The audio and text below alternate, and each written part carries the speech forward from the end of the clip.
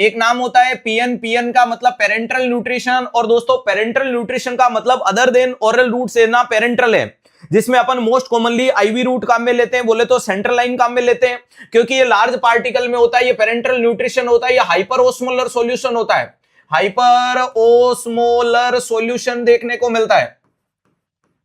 कैसा सॉल्यूशन होता है? हाइपर ओस्मोलर सॉल्यूशन होता है, ध्यान रखिएगा, हाइपरटोनिक होता है, और इसमें सब कुछ देना टीपीएन कहलाता है, टोटल पेरेंटल न्यूट्रिशन, और इसमें आधा न्यूट्रिशन देना क्या कहलाता है? पीपीएन कहलाता है, पार्शियल पेरेंटल न्यूट्रिशन।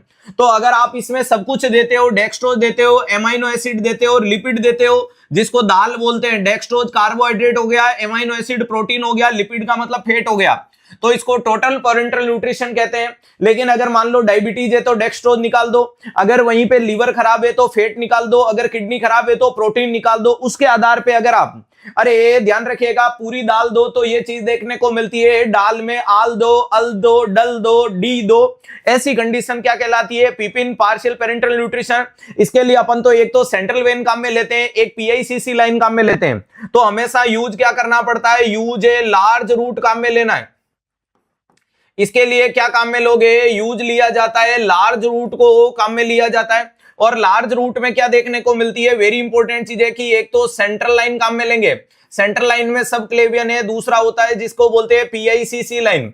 पीआईसीसी बोले तो पेरिफेरल इंसर्टेड सेंट्रल लाइन काम में लेते हो, 6 हफ्ते के लिए यानी 42 दिन के लिए सेंट्रल लाइन काम में ले लो। 42 दिन से ज्यादा लेना है तो पीआईसीसी ले लो। जब मरीज को टोटल पेरेंटल न्यूट्रिशन देते हो तो ड्यूरिंग कॉम्प्लिकेशन होता है हाइपरग्लाइसीमिया, बंद करने पे होता है हाइपोग्लाइसीमिया।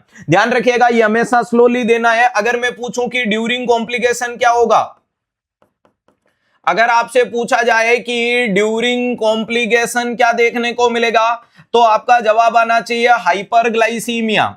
अरे ध्यान रखिएगा, क्या होगा? हाइपरग्लाइसीमिया देखने को मिलता है।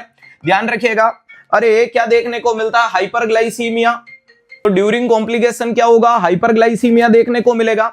और अगर अपन बाद में बात करने की कोशिश करें, ध्यान रखिएगा, और अगर बाद में बात करें तो क्या देखने को मिलता है? तो याद रखिएगा, हाइपोग्लाइसीमिया देखने को मिलता है। अरे ये ध्यान रखिएगा, ड्यूरिंग क्या होता है? हाइपरग्लाइसीमिया, और बाद में क्या होता है? हाइपोग्लाइसीमिया होता है। इसलिए कभी भी एब्रप्टली विड्रॉल नहीं करना है, अचानक से बंद नहीं करना है, उसको क्या करना है? टेपर करना है, स्लो करना है। तो याद रखिएगा, प्रिवेंट, इसको प्रिवेंट करने के लिए हमेशा क्या करो? टेपर करो। टेपर का मतलब क्या कर दो? स्लो कर लो, और टेपर कर दो या स्लो कर दो, या इसके अलावा क्या करो? D10% पे स्विच करो। तो वेरी इंपॉर्टेंट चीज है, बंद करने से पहले उसको स्लो करो।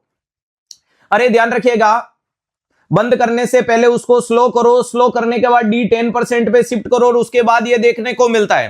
क्लियर है? ध्यान रखिएगा, वेरी इंपॉर्टेंट चीज है। तो ये लार्ज रूट काम में ले लिया। इसके अलावा क्या करना है? डेली वेट मॉनिटरिंग करना है, डेली वेट मॉनिटरिंग करना है। अगर मरीज का वजन 1 से 2 एलबीएस बढ़ रहा है हफ्ते का तो नॉर्मल फाइंडिंग है, लेकिन 3 एलबीएस से ज्यादा वजन बढ़ रहा है तो ये एबनॉर्मलिटी को इंडिकेट करेगा। इसके अलावा इस साइट को इन्फेक्शन वगैरह से बचाना है। टेगाड्रम नाम की ड्रेसिंग लगाते हैं जो क्लियर एंड ट्रांसपेरेंट ड्रेसिंग होती है कि अंदर कोई इन्फेक्शन वगैरह तो नहीं हो जाए, उसके बारे में भी जानकारियां यहाँ लेने की कोशिश करते हैं। ध्यान रखिएगा, इन्फेक्शन होगा तो वहां रेडनेस होगा, वहां पेन होगा, स्वेलिंग होगा। अरे वहां क्या होगा? रेडनेस होगा, पेन होगा, स्वेलिंग देखने को मिलेगा। रेडनेस होगा, पेन होगा, स्वेलिंग होगा, डिक्रीज फ्लो हो जाएगा, उसका फ्लो कम पड़ जाएगा। ये तमाम चीजें आपको किसके बारे में जानकारियां दे देते हैं? इन्फेक्शन से रिलेटेड जानकारी देते हैं। और अगर इन्फेक्शन हो जाता है तो ध्यान रखिएगा, टिप ऑफ कैथेटर। अरे इसके लिए क्या करना है? टिप ऑफ कैथेटर को क्या भेजोगे? For culture. ध्यान रखिएगा, इसको कल्चर के लिए सेंड किया जाता है। टिप ऑफ कैथेटर को आपको कल्चर के लिए सेंड करने की आवश्यकता होती है। ध्यान रखिएगा, ये वेरी इंपॉर्टेंट चीज है। जितने भी बच्चे कमेंट बॉक्स में बात करना चाहते हैं, प्लीज पढ़ाई करोगे तो अच्छा रहेगा, बातें करने में कोई मतलब नहीं है।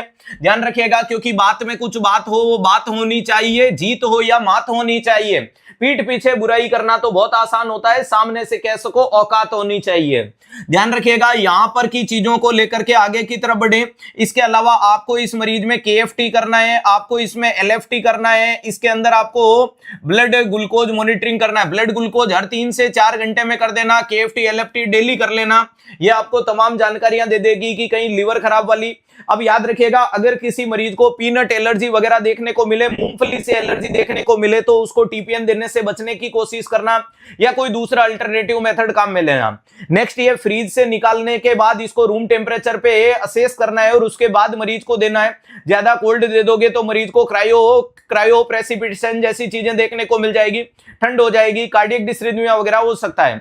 ये मोटे मोटे रूप में अपन ने चीजों को देखने की कोशिश कर ली।